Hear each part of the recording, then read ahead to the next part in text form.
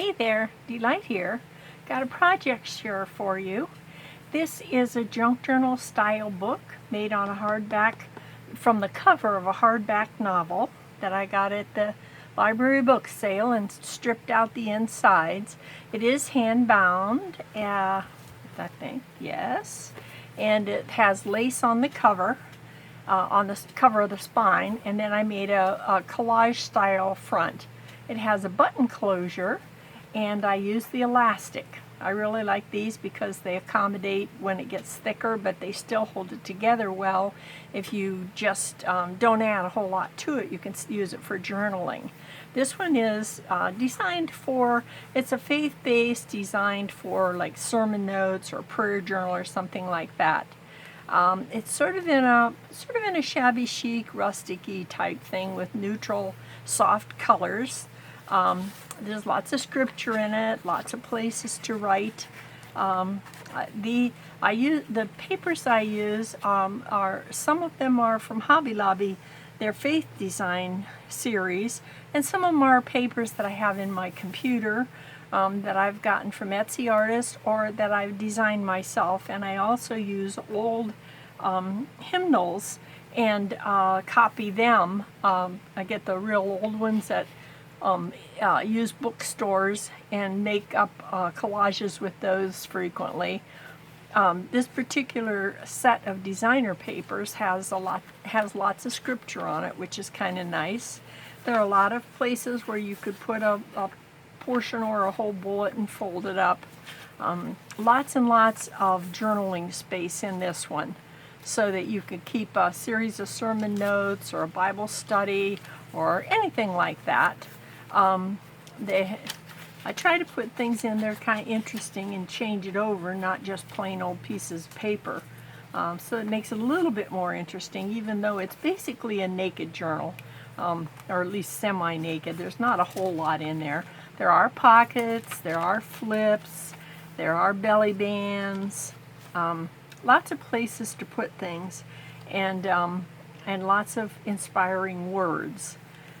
This book has two signatures. It has a bookmark in it that's bound into the spine, and lots of small pages for extra notes like prayer requests or information about books you might want to read or videos somebody tells you about, or places to eat, good Sunday dinner after church, all those important things, you know.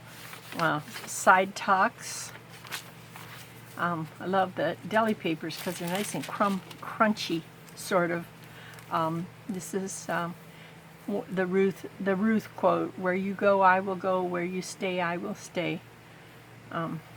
That was one that I liked real well, that my husband liked. I have some extra tags here and there.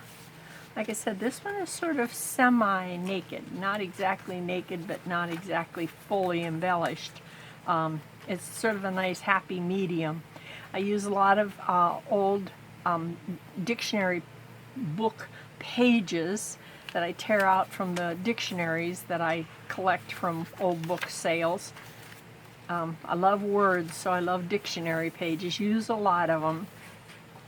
A lot of the papers that I use, I print making copies of scripture.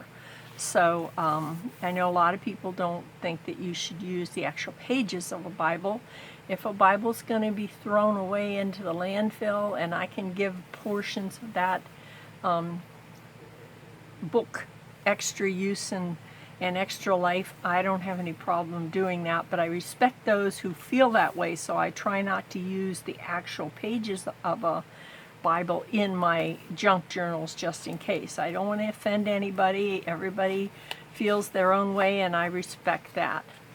There's an altered playing card, and again, more tags and tuck spots with inspirational words and some small amounts of sayings. Old maps, another little tiny